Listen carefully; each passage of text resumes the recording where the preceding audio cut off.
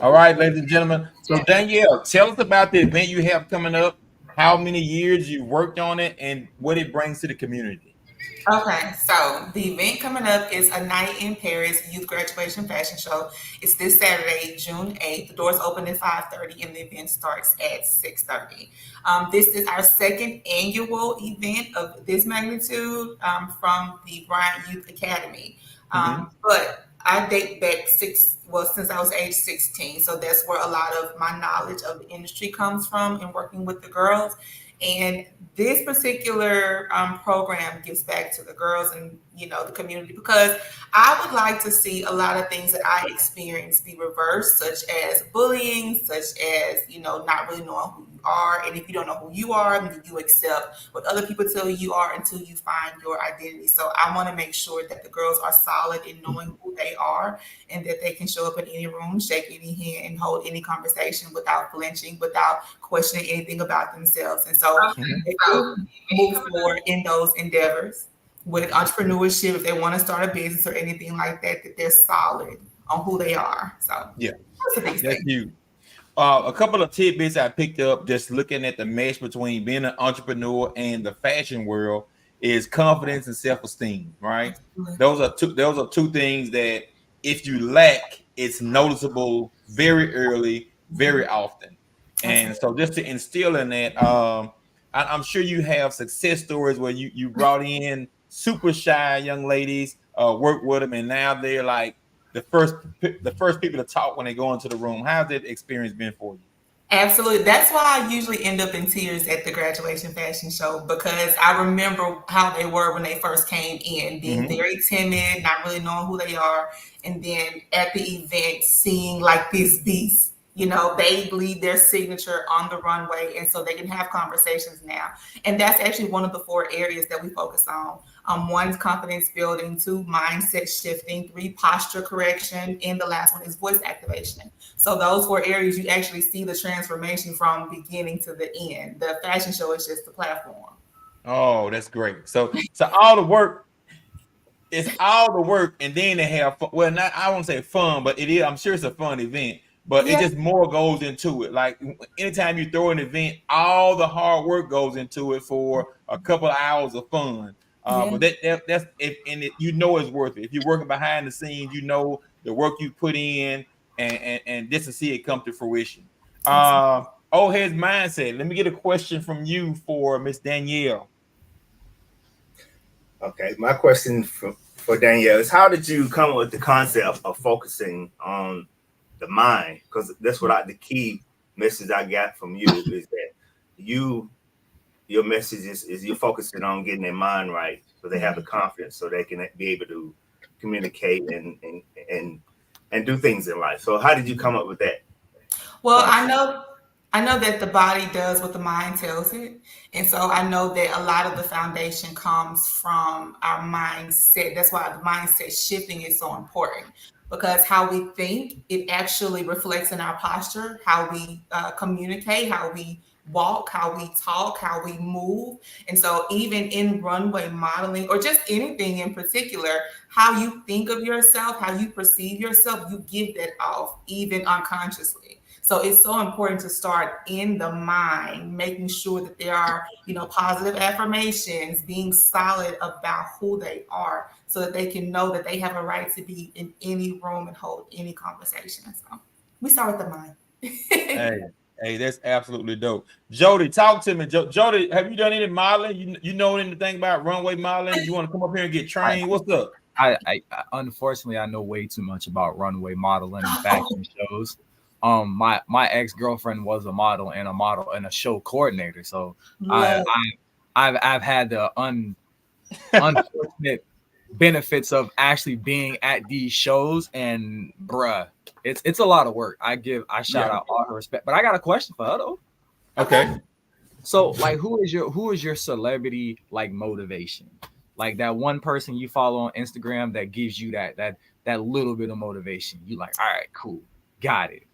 I don't know if I have just one. I'm such a student And we'll that take top three. okay, let's see. Top I don't know if I have I don't think I ever look at it as though these are 3 people I'm following specifically. Like, I'm so open-minded. I could be looking at somebody talking about entrepreneurship this day, or somebody talking about a different business this day, just because I'm a student of life. Right. I don't have specifically 3 because I'm so open. But I will tell you 3 areas that I've been kind of researching lately. So it actually has been financial development, financial literacy, how to run a business, the structure of a business, and then also like the common mistakes that people make in business, while actually making some of my own. Oh, So, Mud.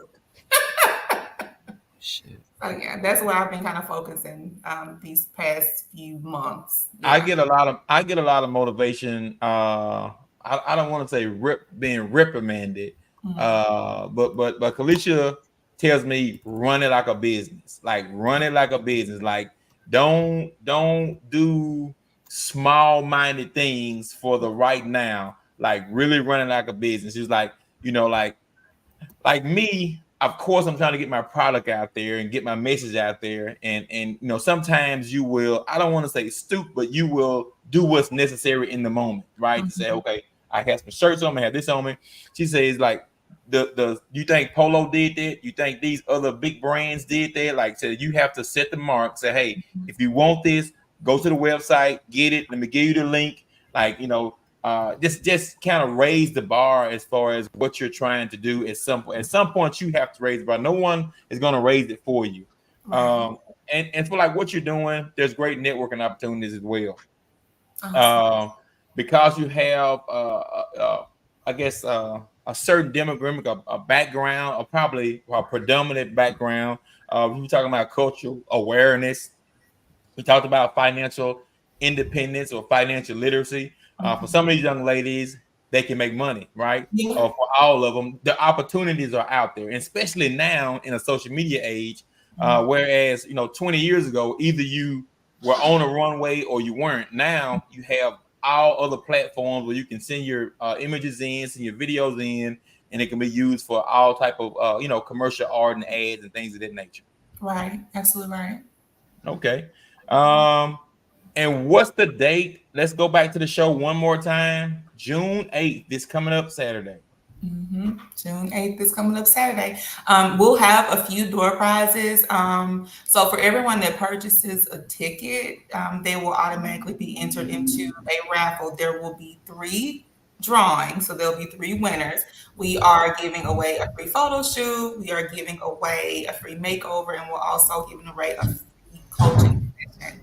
So those are our 3 gifts that we're giving away to 3 lucky winners on Saturday. Okay. Give me 2. You say you're a student of the game. Give me 2 entrepreneurial, I guess, caveats you have. Something that's helped you along the way. We'll go around the room. Well, the first thing I actually just came into this, and it could just simply be because I a lot of times lead with being such an extrovert. I'm such a people person that I have to understand that I have to respect my business and my time and my voice. So one of the things that I'm doing now is making sure that I value and I put a value on my time, my voice, and my skill. That's one thing. The second thing is it's okay to make mistakes and learning how to fail forward. I try to sit in what it feels like so that I can remember that and then take that along with me. Because a lot of times people be so quick to want to get out of it. So I sit in it, I feel it, and I look at the mistakes that I made and tell myself, I don't want to feel this way again. Let me take this lesson and let me move forward and then help someone else along the way.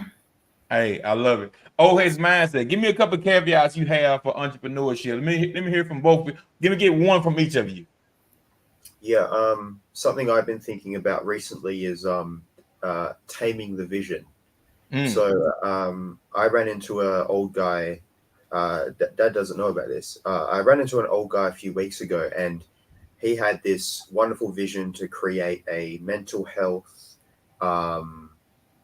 pro ecology, pro environmental, pro a lot of things, and he wanted to merge it together. And he was a 70-year-old guy. He's had this vision for 30 years, and sat down with him, had a meeting, and just heard what he had to say. And he was all vision. He was very optimistic, very idealistic. It's going to be this. It's going to be this. This person's on the board. This person's interested.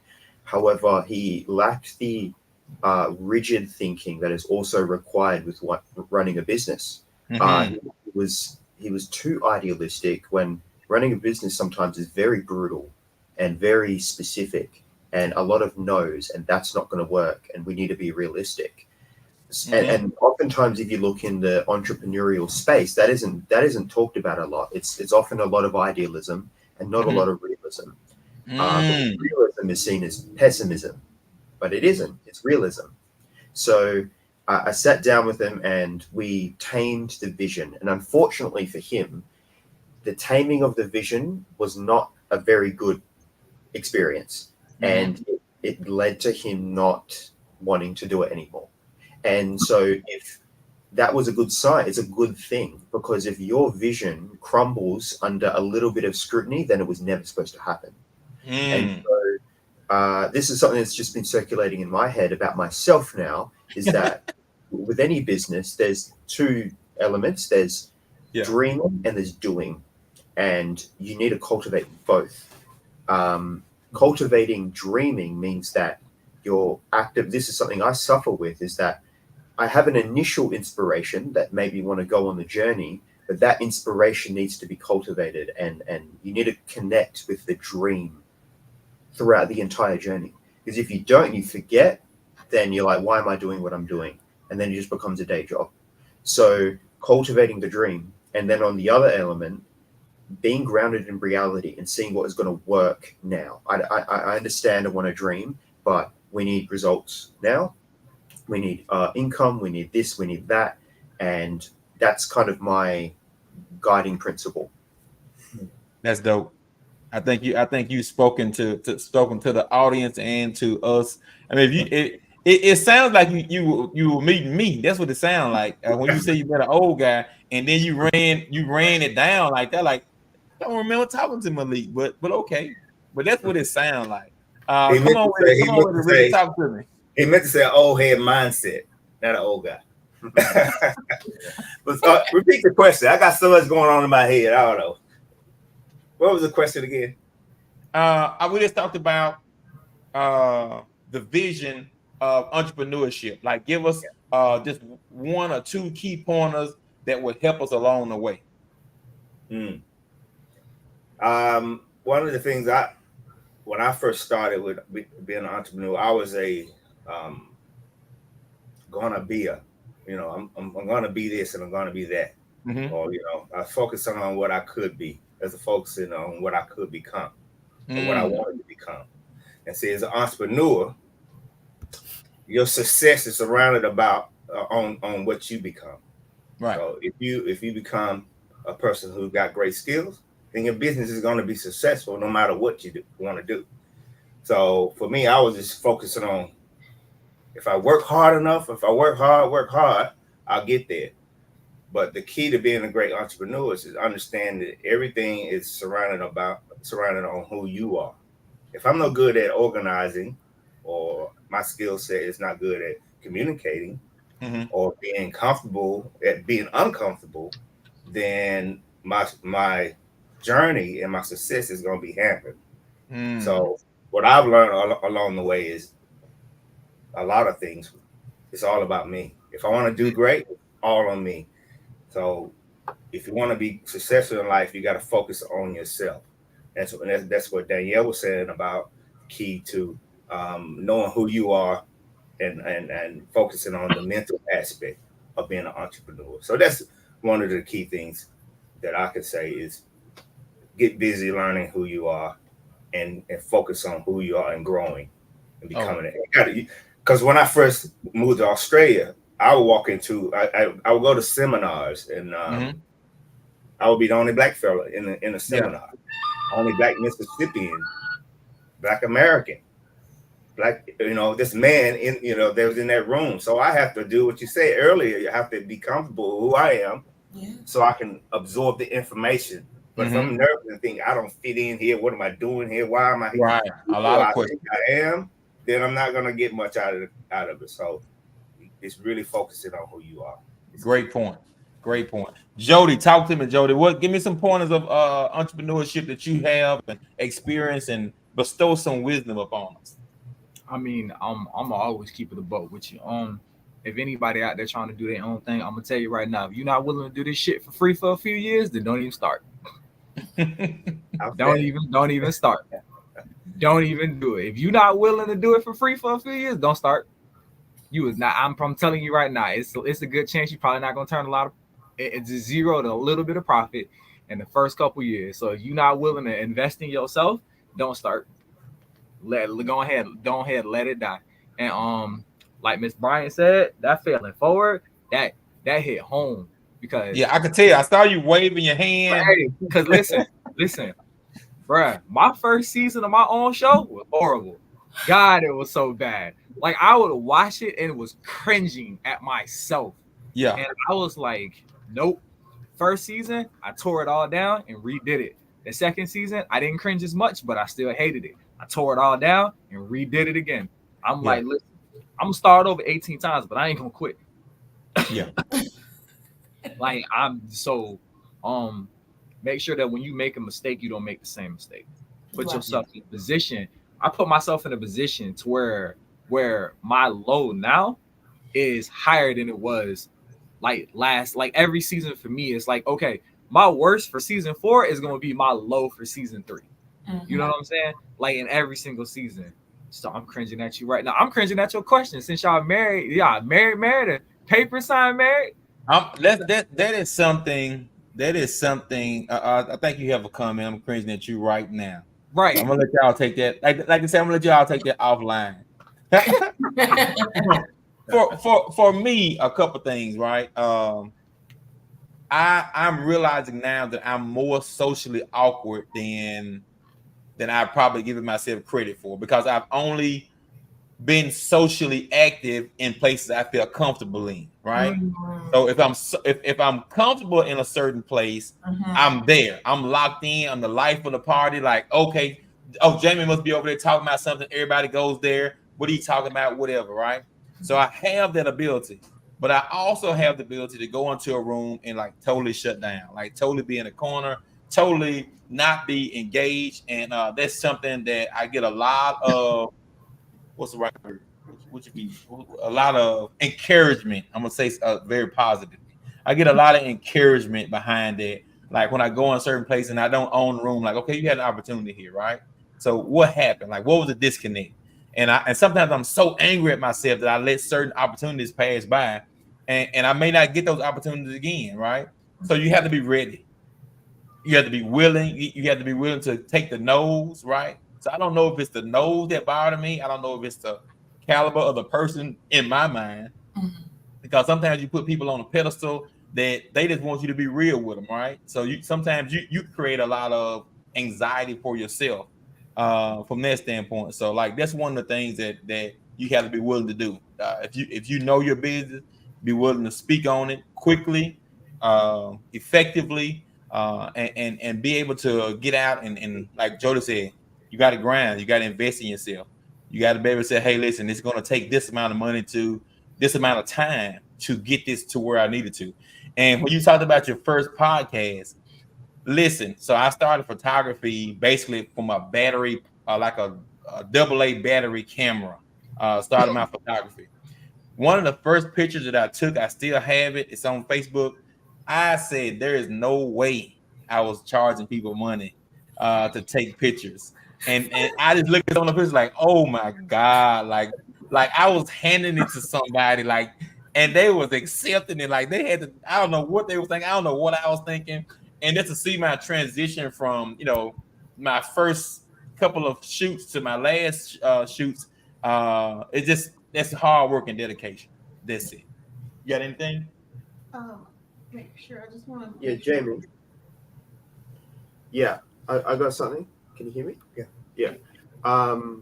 So just what you were talking about there, I had a similar kind of experience, and I came to not a realization, but something that was helpful. And I find that entrepreneurial people might have a tendency to try and control everything because you're looking to optimize success everywhere. It's like everywhere is an opportunity for success, but that puts a lot of pressure on you because if you don't see that success or you don't act on success, then you've failed in some regard or you've diminished your chances of winning.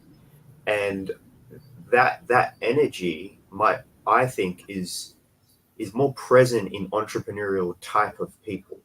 And if you think about it, entrepreneurial type of people, you can almost predict from a young age. Like you look at school kids, I do tutoring with school kids. I can tell the ones that are entrepreneurial minded, right?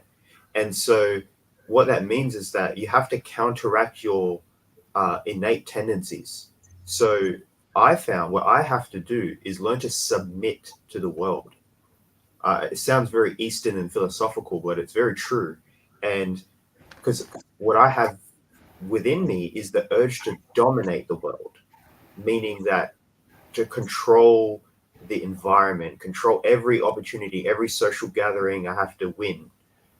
So, in order to be balanced, I have to lower my my urge to dominate the world and to start to just accept accept a loss. Like if say you go to a social gathering, it's just kind of like, well, I haven't really spoken to anyone. That's the way it goes. And that is hard for me. But by doing that, I've been more at peace. So that just you just spoke to me. So I wonder that might be useful. Yeah, Can I quickly add in that what I got from you, Jamie, is that as an entrepreneur, it's all self. Everything's on you. So if you have a lot of demons or you have a lot of inferiority complexes, it's gonna come out because you're out there on your own as an entrepreneur. So when you're walking into a room, that's why you're happy to talk about things that you know about. Yeah, Things you don't know about, you shy away. So it's the inferiority complex that's coming to surface when you go into another room amongst your peers. You think they're better than you or smarter than you or got something that you don't have, but you don't understand that you're your own expert. They don't know what you know. Yeah. So when you walk into a room, you can walk into that room with confidence because you might not know what they know, but they don't know what you know. And that's the way to conquer that inferiority complex when you walk into any room. That's what I use. Because if I don't, I'm just going to beat myself up. Yeah. To the point that I start saying, well, why am I here? And that's torturous. So I don't like that feeling. And what I've learned how to do is walk into a room and reconfirm that, yes, I don't know half the stuff what's going on here, but that's what I'm here for. Yeah. I want to be in a room to learn. That I'm there to learn something from as to being in the room that I know everything about. And that's what an entrepreneur is all about, learning and growing and becoming. So that's where you can get over your fear. I appreciate it. That's it. That's a great point. Go ahead. What you gonna do? I don't want you to do anything to say, but I think a lot of what you guys are explaining is imposter syndrome, not feeling like, you are capable of doing what other people around you are doing. When at the greatest end of this, we are all humans and nobody is doing anything more than anybody else. They're just working a lot harder. And I think that your issue is, I do believe it, not just you. I think a lot of males, I hate to say it like this because men probably gonna come for me. Okay, but I think you guys fear rejection. Like that's what I see in your face when we're in rooms. It's like you don't want to approach certain people, or you don't want anybody to feel a certain way about what you're coming to them with because you fear rejection. And in my mind, they can either say, "Hey, how you doing?" Yes or no, or they can say, "Hey, I'm not interested," and you move on with what you got going on. So I think we do miss a lot of investment opportunities. We do miss a lot of opportunities to really spread our message when we go into rooms and we don't set a goal. Kind of back to Malik's point of going into a room and not talking to anybody and feeling bad about it. But if you go into this room with the mindset that I'm going to get at least one collaboration out of this room. Mhm. I'm going to at least talk to 2 to 3 people when I get here. You put that in your mind, and then you are already challenging yourself and making sure that. And I don't like. Let me back up. I do not like networking events in clubs and bars. I don't like screaming, talking to nobody, trying to get in my business. I think you spoke a word there. Tell them about my business. Like, I don't like that's a fight that I don't like. Yeah. And I think a lot of us, we need to learn what a networking event really is. And we need to start actually having events to network, to collaborate, to build and grow our businesses. And I think we lack that a lot. So that's just my 2 cents on that. Can I please say something? I don't want to hold the conversation. You are hitting it on the nail, right? And it's been one of my problems as a young Black man coming from Mississippi. We are taught to work hard, don't put your hand out, just work hard. So the problem for me is I never reached out and networked until later on in life. Mm-hmm. I wasted many, many, many years. So the key that I would tell any young person who's starting out is to learn to get out there, because none of us wants to be in a room amongst everyone else and network. It's all uncomfortable, but it's so key to your success, because I'm gonna give you an example here. I brought these shirts. This shirt right here is, I had a business called Black Swan. This one here, I had a business, Ricky Tillman Borstain. This one here was my tradies. Well, I went out and did now I wore all 3 of those shirts often in one day. I would start out going and see someone on hair in the morning. Then I go and do a Borstain clean. Then I go do some tiling work. I did that numerous of times over my career. But the problem with that was I could have went into a room of networking. That was one mind on 3 different things. And I could have went into a room and networked and spoke to 3 different minds and got 3 different ideas and how to become. So that's the power of networking, is getting out there speaking to people who are just like you. They are just as uncomfortable as you. You better believe it. They don't want to be there, but they need to be there because they're being smart, and you need to be smart to be successful. So get into that room and network with people, communicate with them, even if you feel like, I'm not a communicator. I don't like asking questions. I don't like asking people for things. It's important for your growth in your business. So I had to put that out there. I'm glad you brought that up. That's not something I struggle with, asking questions. I know everything. I know everything about everybody in the room within 30 seconds. Yeah. But I know that's not everybody's strong suit. So anyways, I want to be sure that we give Danielle the floor, once more, because we're here. We collaborate every Monday. Yeah, you're gonna have to follow us, but we want to give you this opportunity to really, kind of direct our audience to what you are doing, because you got a short period of time here. I don't know if you have sold out, if you're close to selling out, but let everybody know what you're doing, where you're gonna be, how they can get tickets, and talk to us about what type of help you need from us.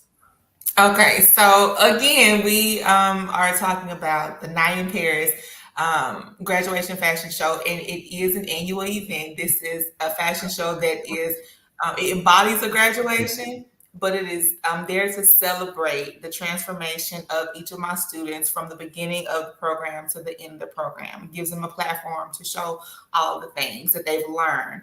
And so when you see them from beginning, because I always take the videos, I record the videos from beginning and then the end, you literally can see it even from pictures, their transformation. And it always makes me a proud coach, a proud mentor, because I have to be both. Okay, I have to address where they came from and also encourage them into where they're going. So I have to have dual hats. But to support this event, the tickets are on Eventbrite. You can go on Eventbrite, purchase the tickets. We're going to be selling, I'm sure, up until the day of the show. Each of the people that will purchase the tickets, they're going to be entered into a raffle. Again, there'll be 3 winners that night. We're giving away a free photo shoot. We're giving away a free coaching session, and we are giving away a free makeover. So I'm super excited about that. And I think the biggest thing for me It's everything came back full circle. A lot of the people that are collaborating with me in this event, they all have their own different businesses, but they were always somebody that I knew in my life. So it really is a full circle moment. The MC, is your girl Shelly. I worked with her when she launched into modeling. She went on to do acting, hosting. She got brand deals, all the things. Michaela Faye started when she was 3 years old, and then she went on to do New York Fashion Week and other fashion shows around the U.S. So I'm really excited to bring everybody back together to give us a platform to collaborate with each other, and everybody can kind of be a part of. It's like one big melting pot. All the businesses all together, we celebrate each other. So, yes. Do you all have any heads? Jodie, do y'all have any? His name Mike. Y'all have any questions for Danielle? Or comments or suggestions? I'm a sponge since I miss out on all the fun every Monday. Yeah, I was just wondering, it sounds like you have like a lot of wisdom behind you. And what are you currently, is there anyone, say, in the self-improvement space or the entrepreneurial space that you actively listen to kind of help you realign with your way of thinking? I actually am more of a reader than okay. So I do like a lot of John C. Maxwell books, and a lot of it is because it does challenge my own mindset. I like to be in. Jamie actually brought this up in my mind. I think sometimes we get in environments where we are big fish in small ponds, and then our insecurities come up when we are small fish in big ponds, and then we look at the glasses half empty instead of half full, when we can actually see there's an opportunity to grow and expand from the knowledge of other people that are in the rooms. So I enjoy the stretching of reading things that challenges my own mindset. And so even with that, I may not remember everything word for word, but just knowing like little nuggets that may speak to me that I can go and instill in myself and then instill in someone else. So he's usually my favorite, but I'll read like different spiritual books just to kind of make sure there's some sort of alignment between the both. So just kind of have some balance between the both. Yeah, fantastic. Awesome. And who's your role model and inspiration? Where does that come from? Well, I have two great parents. I know that may be cliche, but I have the privilege of watching them both. I was able to see the transition from my dad having to start over. He was very successful in the car business. He was in the car business for over 20 years. And so everybody knew, Demetrius Bryan, the Walkman friend, he was that guy. And then I saw him having to transition from the car business to the insurance business, and he started all the way over. I remember he had one desk in the corner, and I saw him grind to now there's the business now. I mean, he's acquired a couple $1 million worth of books of business from other agencies that have maybe retired or just decided to no longer do this. And then also my mother, I've seen her work every room. Okay, she's not afraid to speak to anybody, shake any hands. And so those things that I've learned from them, I'm able to walk in. I've acquired those things. And so now I instill those things into the students that I work with so that they can be impactful to other peers that they come across. Just reach one, teach one, each one, teach one. However that goes. Can I get one more question in? Sure. Okay. Let's say communication is key. Right? Learning how to speak is key to survival. Learning how to speak well is key to success. Where did you get your communication skills from?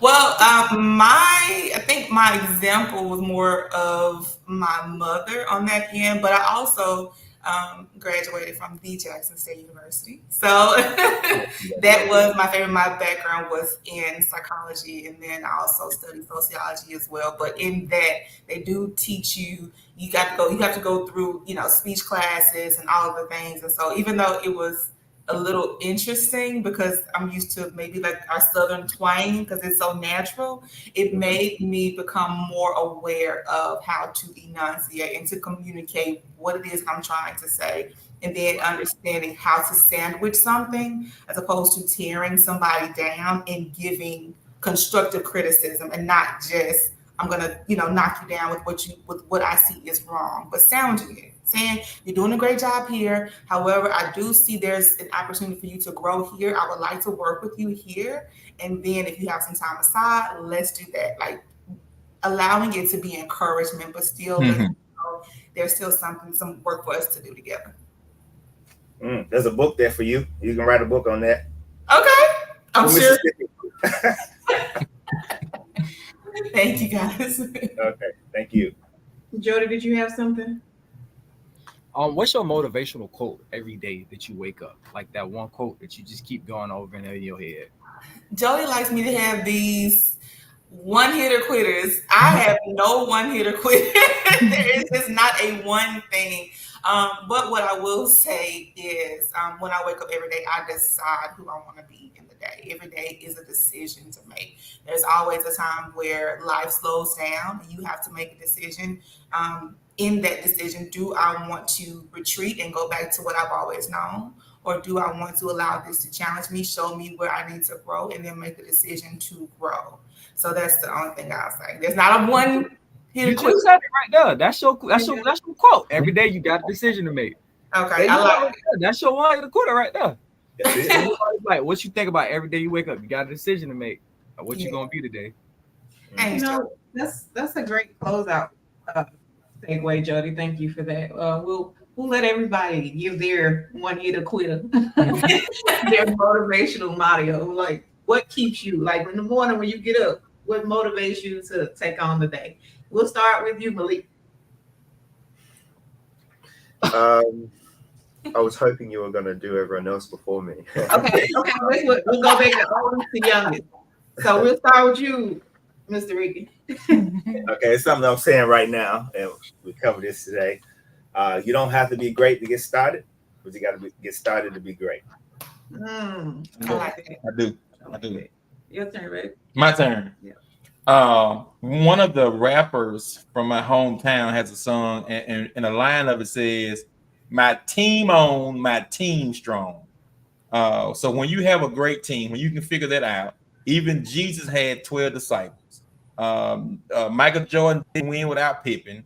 Tyson didn't win without Customato. So you have to figure out that nucleus and get it started and be able to have those highs and lows where you balance each other out. So my team on, my team strong. Shout out to Hot Boy in Hazard, Mississippi.